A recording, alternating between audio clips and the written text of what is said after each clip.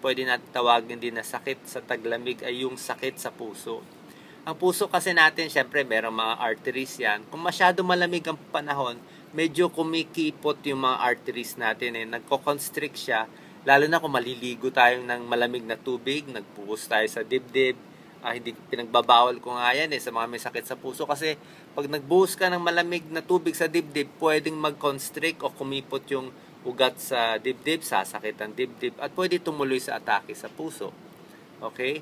Kasi nga medyo mas malapot ang dugo natin kung malamig ang panahon. So ang tip natin ay kung meron kayong sakit sa puso, may high blood, uminom ng maintenance na gamot. Huwag ihihinto yung gamot nyo nang walang pahintulot ng doktor. Tapos yun na nga, pag maliligo, huwag rin masyadong pagod at huwag din malamig na tubig. Mas maganda medyo maligamgam.